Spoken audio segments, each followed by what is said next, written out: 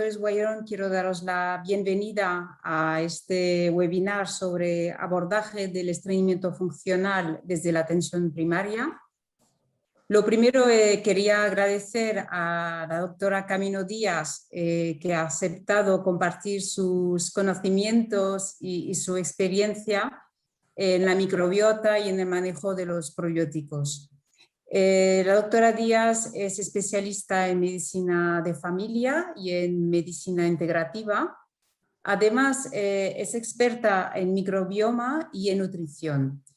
Al final tendremos un espacio para preguntas, para las dudas que podáis tener.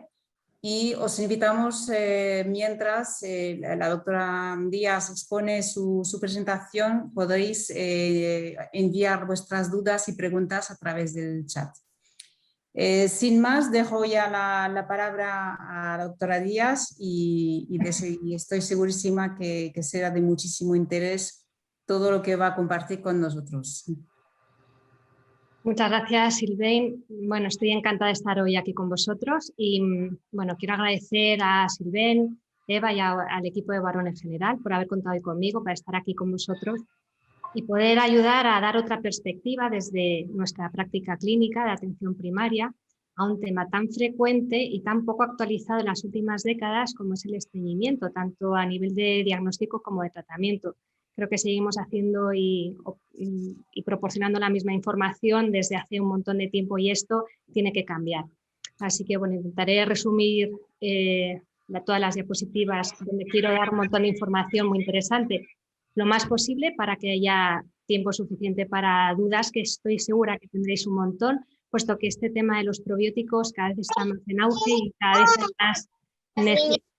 vez hay más necesidad de conocimiento sobre ello, de profundizar sobre ello. Es un tema en continua evolución y bueno, me gustaría que hubiera tiempo, pero vamos, que todas las dudas que tengáis las podéis ir dejando en el chat, como ha dicho Sylvain, y al final también me gustaría explicar algún tipo de caso clínico, a ver si nos da tiempo.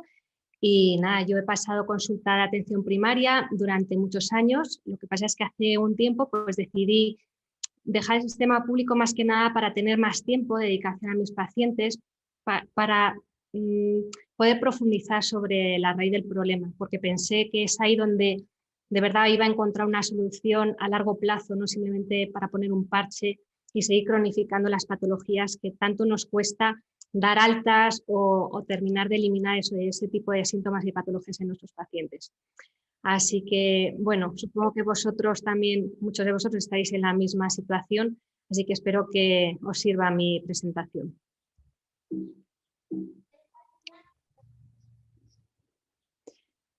Bueno, o sea, el estreñimiento es uno de los diagnósticos más frecuentes que tenemos hoy en día en nuestra consulta de atención primaria. Es uno de los 5 diagnósticos más frecuentes. Se estima una prevalencia de hasta el 30% de la población española, pero bajo mi experiencia es bastante más alta esta prevalencia, puesto que cuando empiezas a indagar en los síntomas de los pacientes, aunque te vengan por otro tipo de motivos de consulta, suelen tener un estreñimiento que por desgracia hoy en día se ha normalizado, aunque sea frecuente, pero no es normal. Y el problema es que nos encontramos con este trastorno detrás de un montón de patologías y ni siquiera están siendo nuestro motivo de consulta. Por lo tanto, creo que es algo a tener en cuenta. Sabemos que el estreñimiento es la situación en la que se producen evacuaciones poco frecuentes y difíciles, duras, con necesidad de hacer esfuerzo, con una sensación de evacuación incompleta, que si lo podemos clasificar en la escala de Bristol estaría entre el tipo 1 y tipo 2, y que según los criterios diagnósticos de Roma 4 se necesitan para el diagnóstico 2 o más de los siguientes criterios en más del 25% de las defecaciones, que sería que hubiera esfuerzo excesivo, heces duras, como hemos dicho, tipo 1-2, sensación de evacuación incompleta, sensación de obstrucción y bloqueo anorrectal, maniobras manuales para facilitar las evacuaciones, que haya menos de 3 evacuaciones espontáneas por semana y que no estén acompañados de diarrea, salvo que haya un uso de laxantes. Y además no deben presentarse criterios suficientes para el diagnóstico de síndrome de intestino irritable, como puede ser dolor y alternancia con la diarrea. Como siempre les hemos dicho de forma clásica a nuestros pacientes, pues la información de la que disponemos, que es que habitualmente el 95% de los orígenes son idiopáticos.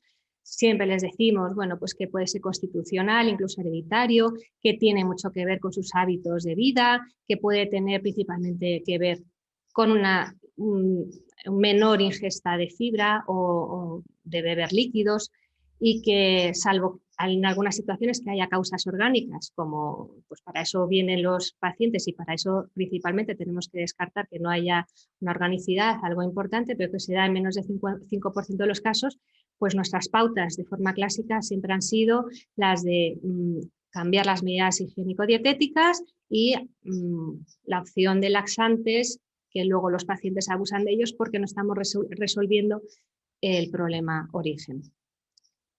Así que me gustaría bueno, pues hoy dar un poquito otra perspectiva, porque hoy en día sabemos que el intestino es un órgano mucho más complejo, que tiene muchas más funciones que la simple digestión, y muchos habréis oído hablar ya porque está muy de moda el intestino, tu segundo cerebro, pero lo cierto es que el intestino está relacionado con muchos otros órganos. Por lo tanto, bueno, en esta diapositiva se ve un poquito esa interrelación y me gustaría hablar del estreñimiento desde la perspectiva de la microbioterapia. La microbiota intestinal es la cantidad de microorganismos que tenemos dentro de nuestro intestino, que se estima que pueden llegar a ser trillones de microorganismos y más de 100 billones de bacterias. Hay datos estimados de que puede llegar a pesar 200 gramos. Hace poco se decía que podía incluso pesar entre 1,5 kilos, 2 kilos. Bueno, ahí hay un poquito de variabilidad de información, pero lo que sí se sabe es que hay 100 veces más microorganismos en el tracto digestivo que en todas nuestras células. Está distribuido de una forma descendente en cuanto a concentración de microorganismos. En esta diapositiva un poco para que tengáis esa estructura, cuanto más abajo estamos en el tracto gastrointestinal, más concentración de bacterias hay. Aquí no sale la boca, pero la boca es el origen, es el inicio del aparato gastrointestinal y desde luego es una de las zonas con mayor cantidad de microorganismos y que influyen dentro de nuestra microbiota intestinal también.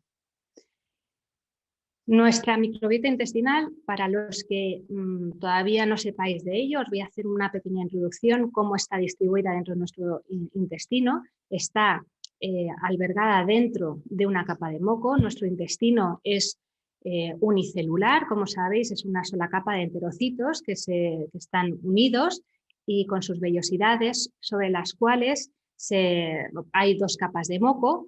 Y en la segunda capa de moco es donde se alberga todos estos trillones de microorganismos. Todo esto genera una estructura mucho más potente que la que sería simplemente si tuviéramos una sola capa de células.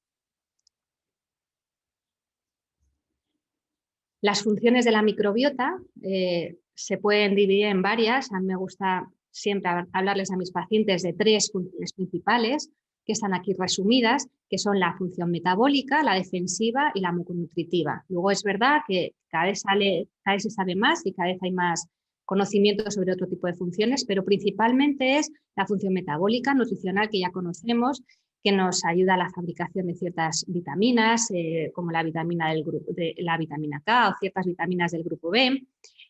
Nos ayudan a la mejoría de la absorción de ciertos nutrientes, también nos ayuda a la fermentación de los hidratos de carbono y de las proteínas y a la generación de los ácidos grasos de cadena corta tan importantes para nuestra salud, como son el butirato, el acetato, el propionato. Y también se ha visto que tiene una función metabólica en la reducción de los niveles de colesterol, con lo cual es una de las aplicaciones clínicas que hoy en día está en auge. Otra de las funciones de la microbiota intestinal es la función defensiva, tanto a nivel de la propia barrera física como a nivel de inmunomodulación. Genera una protección antimicrobiana gracias a la síntesis de ciertas sustancias antisépticas, que serían las bacteriocinas, y que generan una competición además selectiva por los nutrientes y por los sitios de fijación sobre la mucosa intestinal. También disminuyen el pH intestinal y regulan la respuesta inmunitaria. Ya sabemos que el 70% de nuestro sistema inmunitario está localizado en el intestino, y esto hay que tenerlo en cuenta. Así que, bueno, modula también la respuesta antigénica a alimentos, esto es fundamental. Hoy en día tenemos muchísimos pacientes que nos consultan por intolerancias a múltiples alimentos y hay que entender que puede el origen estar en esta situación microbiológica. Por otro lado, la función muconutritiva consiste en la estabilización de la barrera de la capa de moco gracias a la síntesis de mucina está regulada por ciertas bacterias y, bueno, por ejemplo, como la Akkermansia, el fecali. Y luego hay otras funciones que también están en auge, que son, bueno, las que ya conocemos como la relación de intestino-cerebro, por la secreción, la modulación de la secreción de ciertos neurotransmisores como la serotonina, la dopamina, y la función anticancerígena también está en auge por una propuesta de tratamiento para el cáncer de colon. También se sabe que la microbiota intestinal modula la motilidad intestinal, lo que nosotros llamamos el complejo migratorio motor, y esto es fundamental a la hora de evaluar el estreñimiento. ¿Cuáles son los problemas que se derivan de una alteración en esta estructura intestinal? Pues dependiendo de lo que se altere, tendremos síntomas derivados de ello. Por un lado, nuestra microbiota, cuando se desequilibra, puede dar lugar a síntomas derivados del sobrecrecimiento de ciertas cepas y del decrecimiento de otras. En el exceso nos podemos encontrar sobrecrecimientos de bacterias del intestino delgado, que es lo que nosotros llamamos SIBO, que puede ser de hidrógeno, de metano, como veremos más adelante, o puede ser en el intestino grueso, como llamaríamos al LIBO. Y por otro lado, podríamos tener síntomas derivados del decrecimiento de otras cepas, como por ejemplo, pues, que en su defecto generen un acceso a que otras cepas, otros patobiontes oportunistas sobrecrezcan, como por ejemplo, los más típicos pues son los parásitos o los hongos. Por otro lado, podemos tener síntomas asociados a esa afectación en la capa del moco y que principalmente pueden estar asociados a una inestabilidad de esa estructura microbiana, porque es donde se asientan, y a la motilidad intestinal. Y por otro lado, podríamos tener unos síntomas derivados de lo que generaría ese deterioro de esa estructura intestinal, la que se deja expuesto nuestro epitelio a todos los agentes agresores que hay en la luz intestinal y que terminan generando una inflamación intestinal, un despegamiento en esas estructuras epiteliales de esos enterocitos que deberían estar unidos y con una funcionalidad de esa permeabilidad fisiológica pues bien controlada, y al generar esta agresión, esta unión puede ser afectada y puede generarse lo que llamamos hoy en día un aumento de la permeabilidad intestinal. Bueno, aquí os he dejado alguna referencia bibliográfica. Sabéis que Fasano es de los investigadores más importantes en el tema de la permeabilidad intestinal y él es el que nos puso en evidencia la importancia a lo mejor de la medición de la zonulina para poder evidenciar esta situación de permeabilidad intestinal. Porque cuando se genera esta permeabilidad, el problema principal es que todas las sustancias que tenemos en nuestro intestino, y que no solamente es lo que comemos, también es lo que inhalamos, lo que tenemos en nuestro entorno, pues puede estar pasando a nuestro interior sin una modulación adecuada. ¿Eso qué genera? Que nuestro sistema inmunitario se ponga a la defensiva, con lo cual puede generar síntomas de esa sobreestimulación inmunitaria, no solamente a nivel intestinal, sino a nivel extraintestinal. Por otro lado, puede ser el motivo o uno de los motivos de la génesis de ciertas intolerancias alimentarias o de la inflamación crónica de bajo grado. También hay hipótesis en las que se basa que en esta situación puede aparecer una situación de enfermedad de autoinmunidad debido a esta hiperreactividad inmunitaria. Y el leaky gut o permeabilidad intestinal, ¿por qué cosas puede estar causada? Primero, puede estar causado por cierta desestabilización de esta microbiota, como hemos dicho, pero ¿por qué se desestabiliza esta microbiota y esta mucosidad?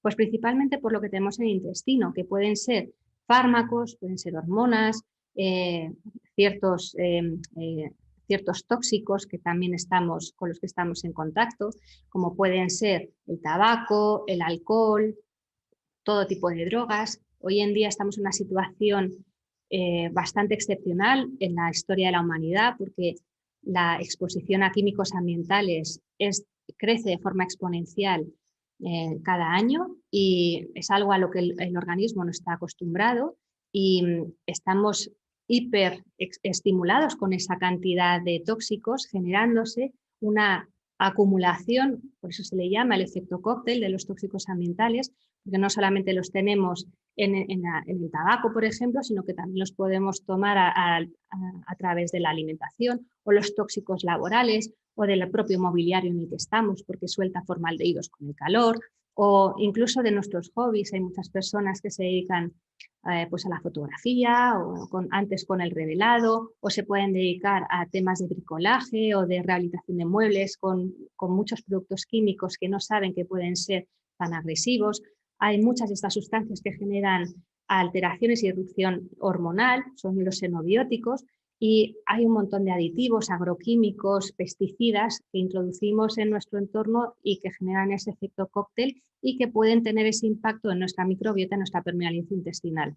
Por otro lado, también nuestra propia alimentación puede ser causa de esa inflamación, de ahí las recomendaciones de hacer cierto tipo de nutrición antiinflamatoria que reduce este tipo de alimentos que ya sabemos que inflaman, y que incluso ya tenemos alguna referencia bibliográfica que nos habla de que hay ciertos alimentos, como por ejemplo el gluten, puede generar más permeabilidad intestinal incluso en pacientes no celíacos, o los propios azúcares, las harinas refinadas, los ultraprocesados, las grasas saturadas, las caseínas de los lácteos, pero también están todos los aditivos que tienen los alimentos que no inflaman, porque aunque sean alimentos antiinflamatorios, si tienen muchos edulcorantes, saborizantes, conservantes, van a seguir generando una afectación en nuestra microbiota.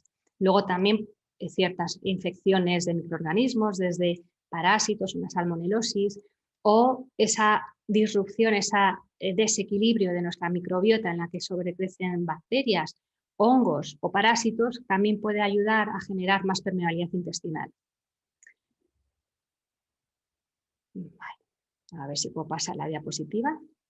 Luego, por otro lado, en esta situación en la que nos encontramos con una situación de intestino que es muy frecuente en la mayoría de los pacientes, incluso de nosotros mismos, nos podemos encontrar tres situaciones. Síntomas que puedan estar asociados a la mala absorción de nutrientes, pues esas anemias que pueden aparecer, malnutriciones, en estados de sobrealimentación, que es algo también muy importante a tener en cuenta, osteoporosis, fragilidad en uñas y pelo. Puede haber síntomas asociados al sobrecrecimiento de estos patógenos, como de las clostridias, del Helicobacter pylori, de estos SIBOs o estas parasitosis. Y también puede haber síntomas asociados a esta permeabilidad intestinal aumentada, en las que se generan afectaciones de nuestro sistema inmunitario, puede haber una endotoxemia metabólica, una inflamación sistémica de bajo grado. Y los síntomas asociados a esta disbiosis no solamente son intestinales, como pueden ser la diarrea, el estreñimiento o incluso la enfermedad de Crohn, enfermedades inflamatorias intestinales, sino que además puede dar a un montón de síntomas extraintestinales en todos los órganos, a nivel cardiovascular, a nivel neurológico, respiratorio, dermatológico, que está íntimamente relacionado a nuestro intestino con la piel. Hay que empezar a tener eso en cuenta a la hora de abordar ese tipo de patologías en nuestros pacientes, no solamente dando síntomas, sino ir al origen de por qué está esa piel así, incluso a nivel ginecológico, también a nivel urológico, con esas infecciones de orina, esas candidiasis de repetición. Hay que ver más allá de esa focalidad, hay que ver de una forma integrada, y cuando vas al origen, ahí es cuando cambia la perspectiva del paciente, porque yendo al origen evitas que eso se cronifique. Es muy bonito trabajar desde esta perspectiva. Bueno, a nivel intestinal hay que tener en cuenta todos estos mecanismos que están detrás del estreñimiento de nuestros pacientes, que además de la alimentación inadecuada o del sedentarismo o una motilidad intestinal debilitada, y aquí esto me gustaría parar un poquito más, porque este tema es fundamental a la hora de entender el estreñimiento y que no siempre lo tenemos en cuenta, que es el complejo motor migratorio del que os hablaba antes. ¿Qué es esto? Bueno, seguramente la mayoría lo sabréis, pero bueno, por dejar un pequeño refresco, es el patrón cíclico de la actividad intestinal que se genera en los momentos de ayuno, es decir, en los momentos en los que no se come. Está estimado que entre 2-4 horas, sin haber comido nada, se activa este complejo motor, que nos ayuda a limpiar nuestro intestino y a generar un buen ritmo de eliminación y evacuación de las heces. Entonces, este marcador de la actividad del complejo migratorio motor es un marcador clínico de la funcionalidad del tracto gastrointestinal y de varios trastornos asociados. Los mecanismos que en este complejo están involucradas diferentes hormonas y neuropéptidos como son la grelina y la motilina, la serotonina y la somatostatina, la insulina, el glucagón, etc. Y las causas que generan una afectación de este complejo pueden ser principalmente el no respetar esas 4 horas de descanso, de ayuno, porque hoy en día todavía hay muchas personas, no solamente pacientes, sino médicos que seguimos, y sanitarios, que seguimos pensando en las recomendaciones clásicas de que el paciente tiene que comer 5 veces al día. Eso está completamente obsoleto, hay que individualizar y eso no es. Hoy la ciencia nos dice que eso no es garantía de salud, sino más bien lo contrario. Y una de las causas es que impide que haya una buena evolución de este complejo y una buena activación del complejo migratorio motor. Entonces, entre que comen 5 veces y picotean entre medio a los pacientes, pues ya lo tenemos. También una alimentación baja en fibra, los desbalances en la glucemia también inhiben este complejo, las afectaciones tiroideas. También se ha visto que ciertas posturas en la lengua pueden afectarlo, el mascar chicle. Hay alguna evidencia por ahí que habla de algún estudio que habla de la stevia que pudiera inhibir este complejo, pero todavía no hay suficiente evidencia al respecto. Y todas las situaciones de disbiosis y algunos crecimientos de patógenos pueden también estar detrás de esta inhibición del complejo. Y una de las causas más importantes es la debilidad del nervio vago. Entonces, es fundamental entender esta situación para poder actuar sobre el estreñimiento, sobre la base, sobre lo que está gestionando y lo que está condicionando ese estreñimiento. Sabemos que el sistema nervioso entérico regula esta peristalsis gastrointestinal, pero es que la microbiota y el sistema inmunitario, el huésped, están modulando este sistema nervioso entérico, con lo cual, si podemos modular la microbiota, quizá podamos hacer algo en pro de este complejo motor. Bueno, quiero hablaros del SIBO. El SIBO es lo que os estaba comentando antes, es el sobrecrecimiento de bacterias en intestino delgado. Se puede diagnosticar, bueno, la prueba gold estándar sería el aspirado yeyunal, que cuando se pudiera demostrar más de 1000 unidades formadoras de colonias por mililitro aspirado, pero bueno, eso es una prueba bastante invasiva, no se suele hacer. Lo que sí se hace es la prueba del aliento. En la prueba del aliento se da lactulosa glucosa al paciente para que lo ingiera y se mide a lo largo de las siguientes horas en una gráfica pues, la aparición o no de una eliminación de gases. Estos gases principalmente pueden ser de hidrógeno o de metano, pero también se ha visto que hay otro gas que se conoce menos, que es el sulfuro de hidrógeno. Parece ser que el gas principal suele ser el de hidrógeno y está asociado a clínicas muy típicas de SIBO y de síndrome de intestino irritable, con esa variabilidad de síntomas, pero hay otro tipo de gas que es el metanógeno y que está principalmente producido por arqueas y que está muy asociado al estreñimiento. Esto es fundamental que lo tengáis en cuenta a la hora de, cuando tengáis a un paciente con estreñimiento, a ver si está haciendo algún tipo de este tipo de SIBOs. Bueno, parece que la predominancia de sulfuro de hidrógeno está asociado más bien a diarreas. En este estudio, en este metaanálisis de Kunkel del 2011, que es del equipo de Pimentel, que es de los mayores expertos en SIBO, demuestran que el metano presente en las pruebas de aliento se asocia significativamente con el estreñimiento, tanto en el síndrome de intestino irritable como en el estreñimiento funcional. Así que estos resultados sugieren que pueda ser conveniente tener en cuenta la posible presencia de un IMO en el estreñimiento. ¿Y cuáles serían las estrategias terapéuticas a seguir? Bueno, en principio hay como un consenso a la hora de evaluar este tipo de situaciones en las que si hiciéramos estos 3 pilares, que sería reducir, reparar y reimplantar, podríamos encontrar una reorganización de todos esos problemas de SIBO, de disbiosis, etcétera, generando una disminución de los síntomas que se han expresado como estreñimiento. ¿Qué hay que reducir? Bueno, principalmente los alimentos inflamatorios, todos esos fármacos, que hay muchas personas que cuando les preguntas que toman medicamentos te dicen que no, pero luego están tomando anticonceptivos o sus AINES para la migraña o sus IBPs para sus gastritis crónicas. Entonces hay que tenerlo muy en cuenta. Los tóxicos ambientales, los sobrecrecimientos bacterianos, hay que trabajar ya cada uno pues, con las herramientas que tiene o con tratamientos más farmacológicos, hay ciertos antibióticos. Yo soy menos farmacocentrista y siempre intento explorar opciones más naturales que son mucho más respetuosas con el resto de la flora que de nuestra microbiota, que es lo que me interesa. Luego hay que reparar toda esa inflamación intestinal, esa permeabilidad que está descontrolada, y hay que ayudar a reparar esa mucosidad que es fundamental para que haya una buena implantación de ¿qué? Del tercer escalón, que sería esta parte en la que hacemos una reimplantación selectiva de probióticos. ¿Por qué digo reimplantación selectiva? Pues porque no vale cualquier probiótico, ni vale cualquier probiótico en cualquier momento. Yo tengo la suerte de poder trabajar con muchos pacientes y poderles pedir ciertas pruebas diagnósticas con las cuales puedo hacer una evaluación de cuáles son las cepas que están más decrecidas o cuáles están sobrecrecidas, etcétera, y así poder ir modulando de una forma mucho más dirigida que simplemente con probióticos de forma empírica y a gran escala, ¿no?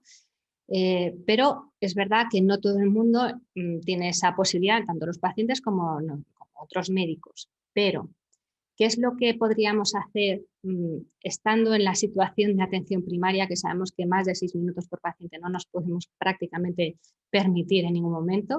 Bueno, yo quiero abrir una lanza en una modificación del pensamiento y de tener otro tipo de herramientas diferentes a las que siempre hemos utilizado, que eran esos laxantes. ¿Por qué los probióticos pueden ser interesantes en el estreñimiento? Bueno, los probióticos se definen como según la OMS, como los microorganismos vivos que cuando se administran en cantidades adecuadas confieren un beneficio para la salud del huésped, y además sabemos que hay un interés creciente en el uso de probióticos, no solamente para los trastornos gastrointestinales, sino para múltiples patologías. ¿Cuáles son las aplicaciones prácticas? ¿Dónde hay estudios que nos demuestran que los probióticos tienen interés a nivel clínico? Bueno, hay estudios a nivel de diarrea, de estreñimiento, de síndrome de intestino irritable, de inmunomodulación, de enfermedad inflamatoria intestinal, en Crohn, en colitis ulcerosa, hay mucha bibliografía, muchos estudios científicos. En modulación de alergias, porque las alergias, aunque las tengamos como expresión otorrino o dermatológica, pueden tener su origen a nivel intestinal. En las intolerancias a muchos alimentos, como os decía antes, las intolerancias a la lactosa, a la fructosa, no solamente es algo que hay que eliminar ese tipo de alimentos, a veces pueden venir de un desequilibrio, de una disbiosis, de un SIBO, y cuando se reequilibra toda esa situación, el paciente vuelve a tomar fruta.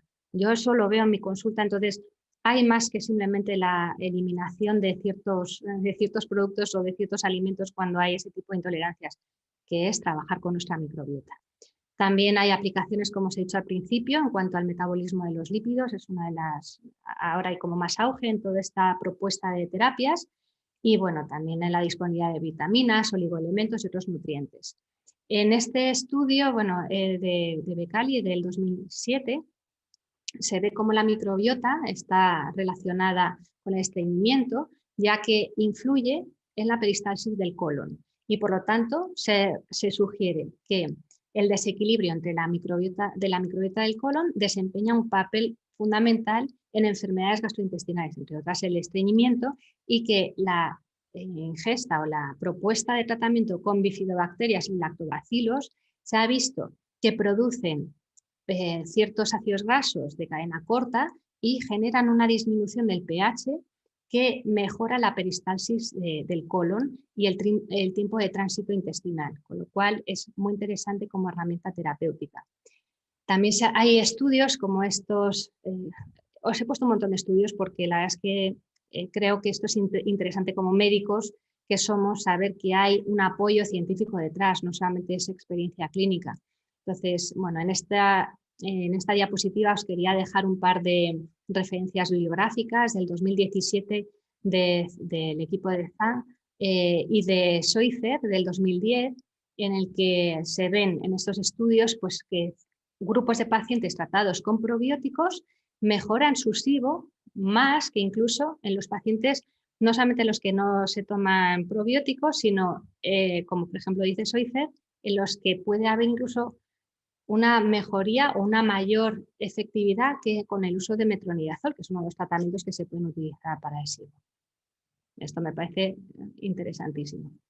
Porque son cosas que yo veo en consulta, pero no siempre hay tanto apoyo bibliográfico.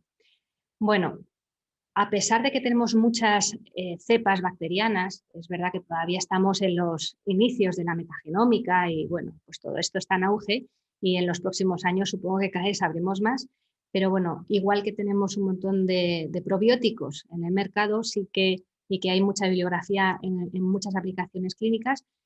A nivel de estreñimiento, quería hablaros de 3 cepas, que son de las que más evidencia hay en esta indicación clínica, como son la Bifidobacteria animalis, subespecie lactis. Antes se pensaba que eran 2 especies, ahora se ve que es la misma especie, y que es una de las bifidobacterias predominantes en colon. ¿Qué efectos tiene esta Bifidobacteria lactis? Bueno, ayuda a la síntesis de vitaminas del grupo B, también de enzimas digestivas. Es el grupo más importante en la hidrólisis de los hidratos de carbono y, por lo tanto, en la síntesis de ácidos grasos de cadena corta que vienen de esa hidrólisis, que son el butirato, el acetato, el lactato, y que reducen el pH intestinal, entre otras muchas cosas. Los ácidos grasos de cadena corta son fundamentales en nuestro intestino y generan muchísimos beneficios. Tampoco me quiero entretener en ello, porque si no esto sería interminable.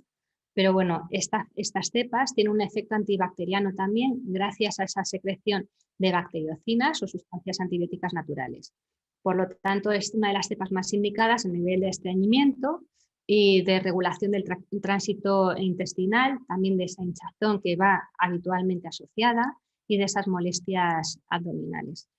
Hay varios estudios, está este de DIMIDI del 2014, en el que también se ve cómo esta cepa mejora el tránsito intestinal, la frecuencia defecatoria y la consistencia de las heces. En este otro de Marteau del 2002, también es un estudio muy bonito en el que se hace este tipo de estudio en mujeres sanas y se ve cómo mejora el tránsito colónico, ya no solamente por la modificación en la masa bacteriana fecal ni en los ácidos biliares, sino porque reduce el tiempo de tránsito colónico.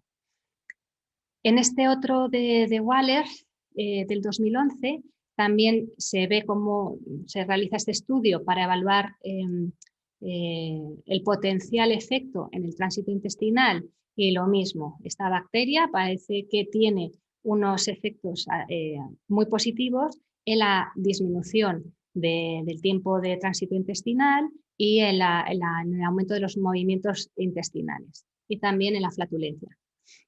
Y en este estudio del piano del 2010 es muy bonito porque hicieron un estudio durante 5 años, un estudio doble ciego aleatorizado, controlado con placebo, vamos, lo que más nos interesa. Se ve a toda esta población en 300 voluntarios en los que se les divide en 3 subpoblaciones y a los cuales se les da a unos placebo, a otros una asociación de lactobacillus bifidobacterium breve y a otro solamente el bifidobacterium breve lactis. Y lo interesante es que se ve que hay un aumento significativo en número de posiciones y todos los parámetros de estreñimiento y de molestias gastrointestinales en los dos grupos en los que se ponen probióticos respecto al placebo. Y además no hay efectos secundarios en este estudio y en la mayoría de los que se revisan, en los que hay, no hay, con lo cual es interesante también para nosotros como médicos. Y hay otro tipo de cepa como la bifidobacteria breve, que también es muy interesante a nivel de estreñimiento, pero también tiene un efecto muy interesante a nivel de inflamación y de inmunomodulación. Esta cepa además tiene un efecto interesante a nivel de competición con ciertas cepas como el E. coli, y además estas cepas se utilizan mucho en pediatría gracias a su capacidad para colonizar el tracto intestinal en los niños. Por lo tanto, hay unas indicaciones muy interesantes en pediatría, que nosotros siempre tenemos a las mamás con sus niños que están estreñidos y que nos consultan, o porque hacemos también pediatrías en nuestros centros de salud. Así que es una de las cepas más interesantes a la hora de pensar en pediatría, tanto para el tema de estreñimiento, de tránsito intestinal e incluso, como veremos ahora, en temas de cólicos. En este estudio de ENZA del 2016, es un estudio piloto que también se mostró que una mezcla de probióticos con bifidobacterias y lactobacilos aumenta la frecuencia de deposición en los niños estreñidos y de los niños estreñidos que no estaban evacuando ni siquiera 3 veces por semana. Y se ve que la asociación de esta cepa bifidobacteria breve es eficaz para prevenir los cólicos en bebés alimentados con biberón. Algo que se puede hacer de forma profiláctica también es una ayuda para nuestros pacientes, sobre todo para esas mamás desesperadas. También se ha visto que incrementa la frecuencia de las evacuaciones, la consistencia de las heces y también disminuye el dolor abdominal, esos cólicos en los niños. En esta diapositiva es un resumen de esta publicación de Chionchi del 2018, muy interesante, donde se ve el efecto que tiene esta cepa, la bifidobacteria. Además de ese efecto inmunoestimulante que tiene, se han recogido efectos tanto en el estreñimiento como en el cólico del lactante, otro estudio que también nos lo avala, de apoyo en la enfermedad celíaca y mejoría a nivel intestinal, en la obesidad infantil. También se han visto efectos beneficiosos en trastornos alérgicos y neurológicos en los niños e incluso en la prevención de infección secundaria en prematuros y durante tratamientos con antibióticos o con quimioterapia. Y luego, por último, quería hablar de este grupo de lactobacilos casei, que bueno, son de los que más, de los que conocemos de toda la vida, porque se han utilizado mucho en productos lácteos fermentados por la industria y bueno, comercialmente se utilizan para fermentar estos productos y produciendo a menudo alimentos pues, que les da más sabor y mejor textura. Y se ha estudiado muchísimo este grupo porque además se ha evidenciado la cantidad de efectos beneficiosos que pueden tener en multitud de patologías. Por ejemplo, bueno, ahora no solamente a nivel intestinal, sino que también podrían tener un efecto importante en la modulación de la barrera epitelial, de la competencia por los sitios de unión de patógenos o la modulación del sistema inmunológico. Estas cepas, una de las características que tienen es que nos ayudan a modular y a potenciar la microbiota saludable y bueno, hay multitud de publicaciones, como os dejo aquí, porque este grupo tiene un montón de estudios al respecto. Y en este, por ejemplo, muy interesante, de Chamiñón del 2020, o sea, es un estudio bastante reciente del verano pasado, se ve cómo esta cepa también tiene capacidad para modular la permeabilidad intestinal mediante, bueno, pues parece que es la resistencia eléctrica transepitelial. También se le ha visto una capacidad interesante para formar biopelículas y resistir condiciones estresantes y para producir metabolitos beneficiosos. Esto es lo que vemos habitualmente en práctica clínica. Las personas y los médicos que trabajamos con este tipo de intervenciones microbiológicas, pero bueno, lo cierto es que hay muchas publicaciones al respecto. Entonces, bueno, que ahora qué es lo que se nos queda en la cabeza. Bueno, sí hay mucha información, que interesante todo, pero bueno, ahora que sé que hay algunas cepas muy interesantes, ¿qué hago? Porque hay una cantidad de probióticos en el mercado que es difícil, ¿no?, decantarse por unos o por otros. Bueno, pues hay que saber identificar cuáles son las características importantes en este tipo de probióticos. ¿Cuáles son las características que deberíamos tener como prioritarias?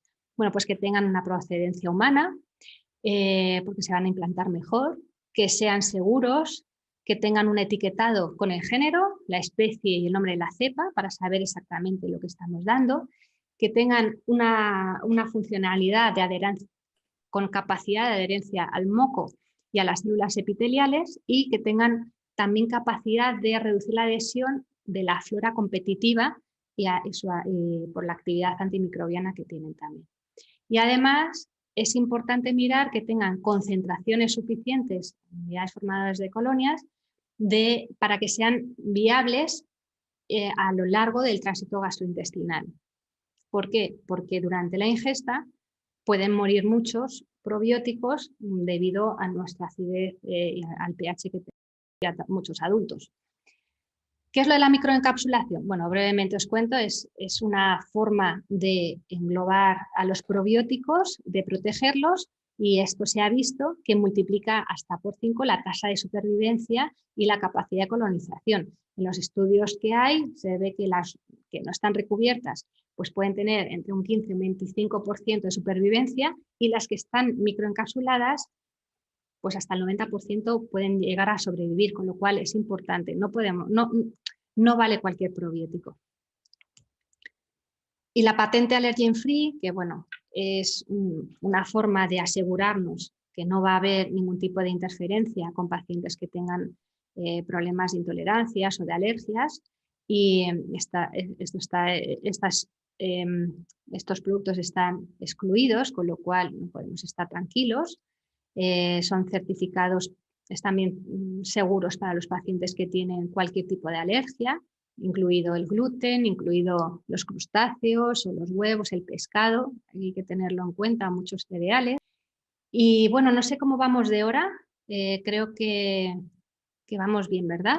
Vamos bien, sí, nos queda todavía 10 minutos. Vale, perfecto. Pues nada, simplemente por dar algún tipo de ejemplo en mi consulta, es que lo veo todos los días, pero bueno, cogí un par de casos que creo que pueden ser la estampa de lo que veáis en consulta día sí día también.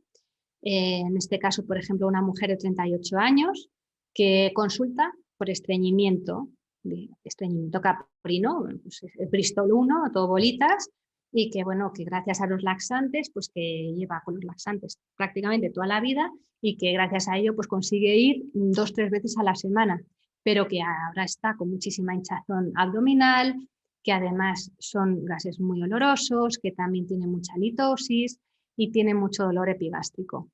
Además cuenta, y esto es muy típico, lo veo también mucho en muchos pacientes, que hace relativamente poco, pues hace 6 meses en esta paciente había sido tratada con un tratamiento antibiótico para el Helicobacter pylori. Y entonces me cuenta que después del tratamiento empieza a estar todavía peor de todos sus síntomas intestinales, y ya no solamente eso, sino que ahora, antes las candidiasis que las tenía, pues después de las relaciones sexuales y bueno, pues en algún momento con la menstruación, están continuamente con molestias vaginales, etc. Y además de eso, también cuenta un agravamiento de sus cefaleas, que está permanentemente con sensación de pesadez, de molestia, de neblina mental y de carga, y que bueno, pues está continuamente tomándose sus ibuprofenos, todos los antiinflamatorios que tiene y analgésicos para intentar controlarlo. También tiene historia previa de antibióticos, de uso de antibióticos por faringoamigdalitis, si no recuerdo mal, cuando era pequeña, o alguna otitis, etcétera. Y bueno, pues además de los anticonceptivos hormonales que también había tomado durante varios años de su vida. Aquí, bueno, esta es una de las pruebas que le pude hacer, que es lo que os comentaba. Yo tengo acceso a este tipo de pruebas muchas veces, pero no siempre, porque bueno, pues son un coste que se tienen que costear los pacientes y no todos tienen esa posibilidad. pero os lo dejo para que sepáis que hay formas de evaluar la función de la distribución de nuestra microbiota y poder enfocar el tratamiento probiótico de una forma más focalizada. Otro caso también muy típico, una mujer de 54 años y esta me venía con el motivo de consulta que es que no podía comer ya prácticamente nada, tenía intolerancias a múltiples alimentos y que ya no sabía qué comer. Entonces, bueno, pues me cuenta que desde hace unos 6 meses va a peor y que es que además ahora está, como decía, estoy embarazada de 8 meses. Cuando me levanto, bueno, de 6 meses. Siempre estoy con mis amigas contando, bueno, a ver, ¿hoy de cuánto estás? Esto es algo que lo digo un poco chistoso, pero es algo que lo veo mucho en mi consulta y supongo que vosotros también. Y esta mujer, lo interesante es que no me consultaba por estreñimiento. Esta mujer me consultaba por un problema, pues eso, de intolerancias a alimentos. Pero yo le empiezo a preguntar, pues, yo hago unos cuestionarios muy, muy largos porque me gusta ver qué es lo que está pasando detrás del paciente. O sea, considero que hay que entender los ingredientes y en qué horno se han cocido para llegar al pastel que te encuentras.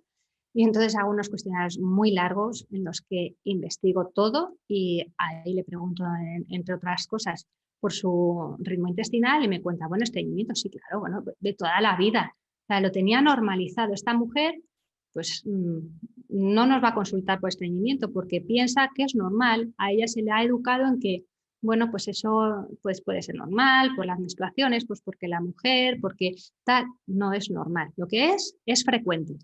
Dejemos de confundir lo frecuente con lo normal. Entonces, esta mujer, por ejemplo, tenía un estreñimiento, también Bristol 1-2, que defecaba como mucho 2 veces por semana y además me contaba que tenía unos antecedentes de infecciones de repetición de orina con sus consecuentes antibióticos para tratarlos. También, por supuesto, tenía un problema de gastritis crónica, por lo tanto, los IBPs, los antiácidos, no quiero dar nombres comerciales, pero esos tratamientos que los damos pues, para una situación puntual o para un mes y los terminan tomando durante años, y ahí está esta mujer pues, con sus tratamientos crónicos y sus laxantes e incluso algún enema. En este caso es muy interesante porque le pude hacer tanto un test de heces para ver su disbiosis y qué tipo de sobrecrecimientos o déficit de probióticos tenía, de microorganismos, y por otro lado le pude hacer un test de aliento. ¿Por qué? Porque esto es muy típico, este perfil de pacientes, que además principalmente suelen ser mujeres, y que consultan por esa hinchazón abdominal con la cantidad de gases que tienen, que están muy molestas y que están como si estuvieran embarazadas. Bueno, yo en mis consultas soy muy escatológica porque a veces nos dan tantos datos las heces y todos los excrementos y todo lo que viene de ahí que parece que como es algo un poco así, pues no lo hablamos, pero en realidad hay que hablarlo porque nos da muchísimos datos, incluso nos podría ahorrar un montón de pruebas. Esta mujer tenía muchísimos gases, una hinchazón abdominal terrorífica, muchísimo olor a putrefacción en esos gases y además, bueno, pues tenía un estreñimiento pertinaz. Entonces, además de que ya por la clínica yo lo sospechaba, en los datos analíticos se ve que esta mujer precisamente tiene un sobrecrecimiento de bacterias que generan metano. Y por eso se ve en la gráfica, en la línea verde, que está aumentada. Entonces, ¿cuál es el planteamiento diagnóstico, el planteamiento terapéutico? Bueno, basándonos en lo que llevo contándose en todas estas diapositivas, resumo ahora mi práctica clínica, que es en la que yo me baso porque veo que es la que más efectividad tiene, es la forma más eficiente de conseguir un beneficio en el paciente en cuanto a su motivo de consulta, en el estreñimiento o en sus problemas de gases, de intolerancias abdominales, de intolerancias a alimentos, etcétera, pero también genero una mejoría en un montón de síntomas que están asociados porque su origen al final estaba ahí en el intestino. Entonces es algo súper bonito trabajar desde ahí, porque dejas de poner solamente parches para ir a trabajar sobre el origen. Y trabajando desde el origen, yo estoy dando altas de procesos que eran antes crónicos y para mí era inverosímil que yo pudiera dar decirle adiós a un paciente que recurrentemente venía a mi consulta por este tema de estreñimiento o por otra multitud de situaciones. ¿Y cuáles son los pilares en los que yo me baso? Bueno, el primer pilar fundamental es trabajar sobre esos sobrecrecimientos. Hay que dar algo para atenuar ese sobrecrecimiento. No hay que erradicar, al final es un problema de equilibrio. Nuestros microorganismos tienen su función. En cuanto se desequilibran y sobrecrecen, cambian su morfología, muchos de ellos mutan, muchos de ellos hacen patógenos y generan un montón de síntomas. Pero cuando eso los conseguimos erradicar, no, sino disminuir y potenciar nuestra flora beneficiosa, eso vuelve a su equilibrio beneficioso. Entonces, ya depende de con qué tipo de tratamientos, ya cada uno pues, con su conocimiento y su expertise, se pueden tratar con tratamientos más bien farmacológicos o con tratamientos más bien naturales para ayudar a reducir esos sobrecrecimientos. Por otro lado, es fundamental trabajar con la alimentación porque hay ciertos sobrecrecimientos, pues por ejemplo de floras que pueden ser más o de parásitos o de cándidas, que no les puedes estar dando un tratamiento anticándida antiparasitario y estar a la vez hinchándose a chucherías o a caramelos. Entonces es fundamental un tipo de alimentación adecuada que nos ayude a matar de hambre a todos estos sobrecrecimientos. Y fundamental entender que si no potenciamos nuestra flora beneficiosa, no vamos a tener un beneficio a largo plazo. Podremos mejorar una situación momentáneamente, pero si de verdad queremos hacer una transformación, tenemos que entender que lo fundamental es que nuestra propia microbiota beneficiosa esté bien potente. Y ahí es donde tenemos que tener en cuenta esta propuesta de ciertos probióticos dependiendo de la indicación clínica que queramos dar.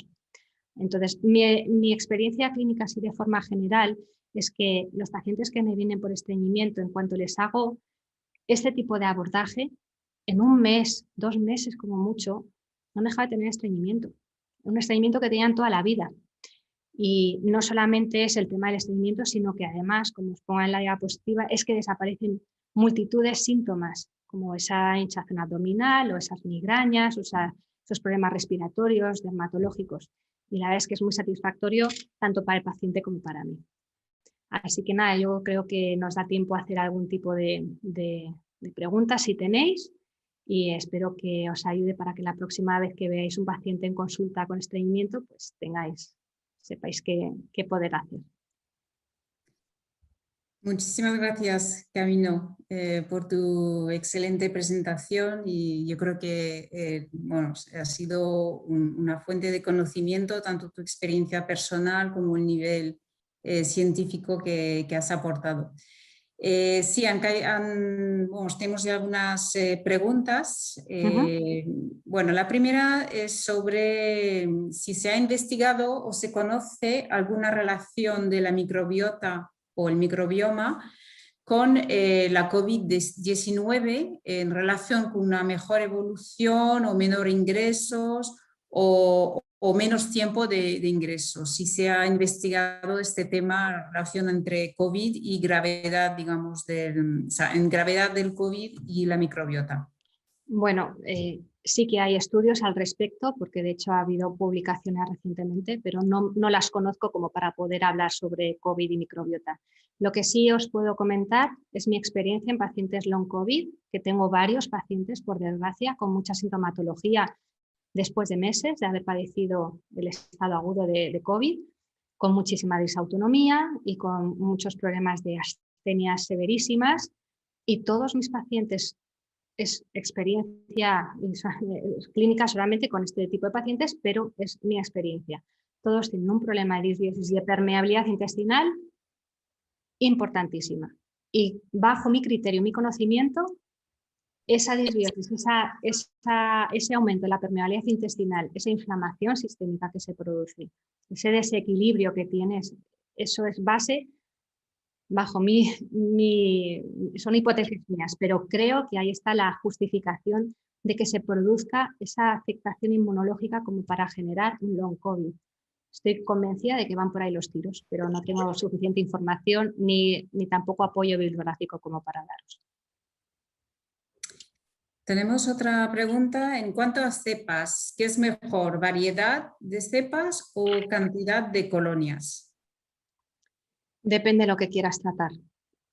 Si quieres ir a una indicación clínica, creo que es mejor saber qué tipo de cepas son más beneficiosas que simplemente dar un montón de cepas. Para mí dar probióticos de amplio espectro lo hago ya casi en un momento posterior en el que, bueno, pues ayuda un poquito a mejorar el resto de la población de microorganismos, como al final del tratamiento, ¿no? Pues de un plan de tratamiento en el que ya estoy recuperando a una persona en su motivo de consulta y ya le dejo con algo un poco de mantenimiento que pueda ser de amplio espectro. Pero mi idea es ser lo más eficiente. Entonces, yo por eso pido muchas veces pruebas y muchos pacientes entienden el beneficio, porque vamos a tiro hecho y veo que hay un déficit de lactobacilos, bifidobacterias, de E. coli o de fecalia o de Karmansia, pues ya sé exactamente hacia dónde tengo que ir.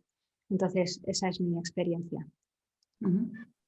También tenemos una pregunta sobre la duración, sobre durante cuánto tiempo se deben dar los probióticos. Bueno, depende de lo que queramos hacer.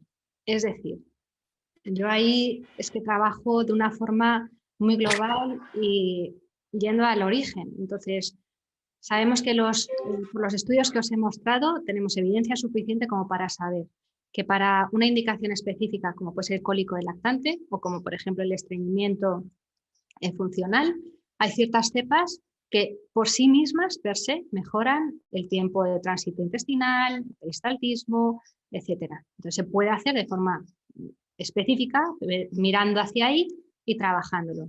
Mi experiencia es que en un mes, más o menos, empieza a haber una mejoría que el propio paciente te lo dice.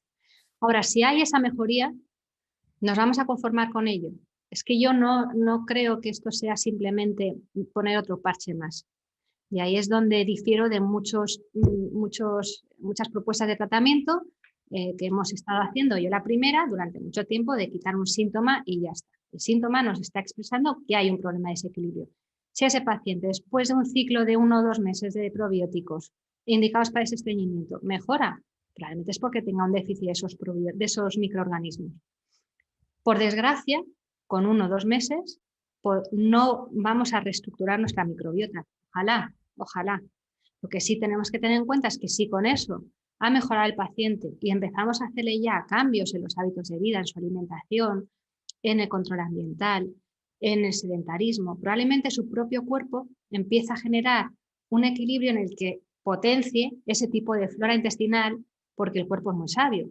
Pero yo lo que hago es que a veces prolongo pues unos meses más, 4 meses a lo mejor, para seguir haciendo como una especie de recuerdo en qué tipo de probióticos ese organismo va a estar en mejor funcionamiento, y a veces lo que dejo ya a largo plazo pues es dejar un probiótico durante una semana al mes de mantenimiento durante un tiempo razonable. Todo depende de la situación basal, de los síntomas que tenga el paciente, de lo que quieras conseguir, etc.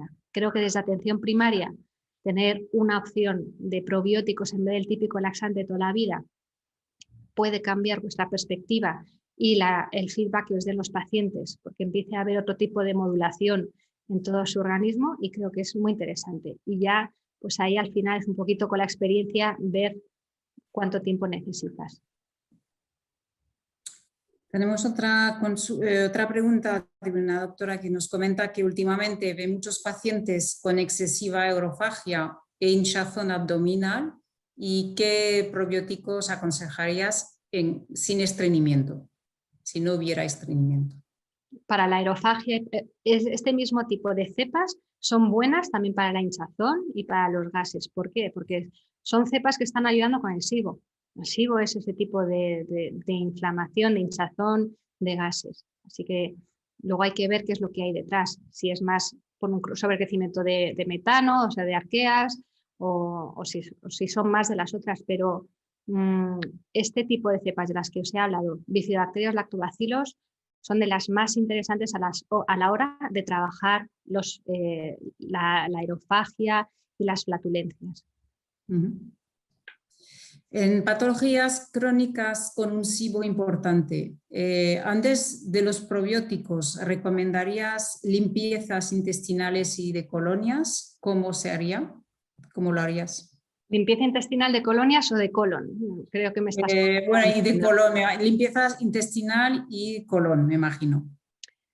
A ver, eso ya creo que se sale fuera de lo que es esta charla, porque eso entra ya más en mi experiencia clínica. Mi experiencia, simplemente por daros una pincelada. Yo siempre trabajo como si fuera una jardinera, se lo digo siempre a mis pacientes, vuestro intestino es como un jardín y la mayoría de mis pacientes, en vez de tener un jardín lleno de margaritas, lo tiene como el desierto del Sáhara, llena de calvas. Entonces, si nosotros queremos recuperar un intestino que está, un jardín que está lleno de calvas, pues tenemos que ponernos nuestro disfraz de jardineras y empezar a trabajar pues, con esas hierbas que han sobrecrecido, con esas plagas que pueda haber y, hombre, lo más respetuoso con el resto del césped que quede, porque, claro, con una excavadora llegamos, arrasamos con todo, pero es que dejamos el jardín todavía más deteriorado. Entonces, trabajando desde esa perspectiva, el entendimiento de que la primera parte es la de la limpieza, coges el rastrillo y vas eliminando. Yo utilizo mucha fitoterapia, muchos tratamientos naturales que son muy eficaces. Es una pena que los médicos no tengamos formación en esto, pero incluso algunos aceites esenciales pueden llegar a ser incluso igual de eficaces que muchos antibióticos, con lo bueno de que no están terminando de arrasar con el resto de nuestra microbiota que sí nos interesa tener. Entonces se puede hacer así. Las limpiezas intestinales para mí son esas, en las que yo trabajo de forma manual diciendo, venga, ahora vamos a trabajar con eso, el crecimiento de hongos que tienes o con estos parásitos. Y voy seleccionando el tipo de tratamientos que quiero hacer. Las limpiezas de colon, bueno, dependiendo en qué momento. A lo mejor en un principio pues pueden estar, pues dependiendo de la situación en la que esté. Hay veces que son muy beneficiosas y en otras pues te cargas también el resto de la flora que estás intentando reponer. Entonces, ¿en qué fase? A lo mejor en una inicial puede estar bien. Tengo ahí otra pregunta, realmente son dos, porque sería concretar las pautas de tratamiento en casos de estreñimiento y también en caso de enfermedad intestinal inflamatoria. En el caso de enfermedad intestinal inflamatoria, ten en cuenta los tratamientos inmunosupresores que se utilizan, mejoran con los probióticos y si es el caso, pues ¿cuál sería la pauta? O sea que hay dos preguntas, una sobre pauta de estreñimiento y otra más orientada hacia enfermedad intestinal inflamatoria. Son preguntas muy concretas que no hay una respuesta específica para cada una. Esta charla va más dirigida a temas de estreñimiento y aún así tenéis bibliografía que os he ido dejando en todas las diapositivas previas, donde se ve que ciertas cepas bacterianas de Lactobacillus y bifidobacterias tienen una actividad específica en síndromes no solamente intestino irritable, sino en enfermedad inflamatoria intestinal. Eso ya, si sale un poco de esta charla, tendríamos que dar otra charla más para ahondar en este tipo de cepas específicas. Sí. ¿Cuál es una pregunta? Creo que sencilla. ¿Cuál es la mejor hora para tomar los probióticos? Bueno, eso depende mucho del paciente. Es verdad que al final lo importante es que se lo tome. Entonces, si se lo pones a mediodía y se lo olvida, en cualquier otro momento. ¿Cuándo es el momento en el que yo lo suelo indicar? A mí me gusta que lo tomen por la noche. Hay algunas publicaciones que hablan, esto ya lo he leído, pero que lo recomiendan tomar por las mañanas. ¿A mí por qué me gusta por la noche? Más que nada porque es el momento en el que antes de dormir se lo toman y tengo la seguridad de que no va a estar comiendo más veces, ni de que va a estar generando menor peristaltismo, o que es un momento como de reposo digestivo en el que siento y veo en resultados que el paciente al tomarlo pues hay una mayor efectividad, pero bueno, es bajo mi experiencia clínica. Me gusta más darlo por las noches. Bueno, hay algunas preguntas más para terminar. Bueno, nos pregunta también si se recomiendan o qué tipos de probióticos se pueden recomendar para diverticulosis, aunque también, bueno, se sale un poquito claro. Del ámbito de la charla. Hay tantísimos probióticos, hay tantísimas cepas que esto daría para horas y horas de cursos. Entonces, entiendo que todos estamos ansiosos por saber exactamente qué cepa para cada patología, pero eso supondría dar no un seminario, sino un máster. Entonces, bueno, me encanta poder ayudaros, pero hoy nos tenemos que centrar un poco en temas de estreñimiento y bueno, hay algunas cosas que os he ido poniendo por ahí en las diapositivas para que las tengáis en cuenta. Bueno, y una última pregunta ya. Si en caso de estreñimiento no serían mejor los prebióticos, o sea, el papel de los prebióticos en el estreñimiento. Muy buena pregunta. Me gusta porque además da lugar a hablar de algunas cositas. Los prebióticos son los alimentos que necesita nuestra flora, pero si nuestra flora está muy desequilibrada, pues a veces lo que necesitamos es un refuerzo de esa flora que está decrecida y luego sí, habrá que darle prebióticos. Los prebióticos son fundamentales para que haya un buen empuje a nuestra microbiota. Entonces, creo que los prebióticos son una gran herramienta terapéutica que incluso no hace falta ni siquiera a veces tener que darla en forma de cápsulas, sino que con una buena alimentación podemos dar una dieta muy rica en prebióticos. Entonces, creo que las dos cosas deben ir integradas y entendiendo en qué momento, a lo mejor, según la sintomatología, a un paciente a lo mejor simplemente dándole más prebióticos puedes ayudar a generar un buen entorno intestinal cuando has trabajado un poco con todo el resto de factores, o en muchos otros pacientes con eso no es suficiente y por mucha fibra que toman siguen teniendo sus síntomas de estreñimiento. Entonces, por mucho prebiótico que le puedas dar, probablemente no obtengas el resultado que habrías tenido si lo empiezas directamente con probióticos. Así que nada. Bueno, muchísimas gracias, Camino. Vamos a dar por terminada esta sesión de hoy. La verdad que es tan apasionante todo lo que nos has contado que podríamos estar muchas horas, pero sí, también... para mucho, Silven. Yo sí. soy una gran apasionada de la microbiota, llevo años trabajando con esto, me he hecho máster, me he hecho millones de cursos y la verdad es que es un tema apasionante. Os dejo también ahí mi mail, por si en algún momento alguien quiere contactarme. Sé que esto da lugar a muchísimas inquietudes y yo estoy completamente abierta y dispuesta a poder ayudar a mis compañeros. Así que muchas gracias, Silven. Pues muchísimas gracias de nuevo. Muchas gracias también a todos los que nos habéis asistido a este webinar. Y nada más, ya hasta la próxima. Muchas gracias a todos. Adiós. Hasta luego.